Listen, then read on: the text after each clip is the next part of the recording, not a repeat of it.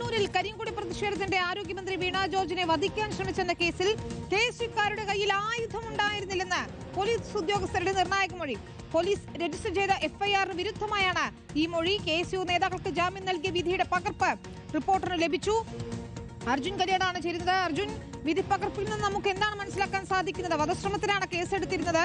മന്ത്രിയുടെ കഴുത്ത് ലക്ഷ്യമിട്ടുകൊണ്ട് മനഃപൂർവ്വം ആക്രമിച്ചു എന്നതായിരുന്നു എഫ്ഐആറിൽ ഉണ്ടായിരുന്നത്. പക്ഷേ അതിന് വിരുദ്ധമാണ് ഇപ്പോൾ പോലീസ് ഉദ്യോഗസ്ഥരുടെ അടക്കം മൊഴിയല്ലേ അർജുൻ കല്യാട്? വിനീത, തീർച്ചയായിട്ടും 3 പോലീസ് ഉദ്യോഗസ്ഥരാണ് പോലീസ് എടുത്തിട്ടുള്ള എഫ്ഐആറിന് വിരുദ്ധമായ രീതിയിലുള്ള മൊഴി രേഖപ്പെടുത്തിയിരിക്കുന്നത്. വിധിപ്പകർപ്പിനകത്ത് അത് കൃത്യമായ രീതിയിൽ രേഖപ്പെടുത്തിയിട്ടുണ്ട്. കണ്ണൂർ ടൗൺ പോലീസ് സ്റ്റേഷനിലെ ഗ്രേഡ് SI ആയിട്ടുള്ള പ്രകാശ്, അതുപോലെ തന്നെ സബ് ഇൻസ്പെക്ടർ അനുരൂപ്, CPO ആയിട്ടുള്ള അഖിൽ എന്നിവരാണ് ഇത്തരത്തിൽ ഈ KSU പ്രവർത്തകരുടെ കയ്യിൽ ആയുധമുണ്ടായിരുന്നില്ല എന്നുള്ള കാര്യം മൊഴിയായി തന്നെ ഈ കോടതിയിൽ നൽകിയിരിക്കുന്നത്. സ്വാഭാവികമായും പോലീസ് അന്ന് രേഖപ്പെടുത്തിയ ആ എഫ്ഐആർ പുറത്തു വന്ന ഘട്ടത്തിൽ തന്നെ എന്തായുധമാണ് ഈ KSU പ്രവർത്തകന്മാർ കയ്യിൽ കരുതിയത് എന്നുള്ള ചോദ്യം KSU ഉയർത്തിയതാണ്. ഒരു ആയുധവും ഉണ്ടായിരുന്നില്ല. കറുത്ത തുണി ആയുധമായി പരിഗണിക്കാൻ വേണ്ടി കഴിയുമോ എന്നുള്ള ചോദ്യം പോലും KSU പ്രവർത്തകരുടെ ഭാഗത്തുണ്ടായിരുന്നു.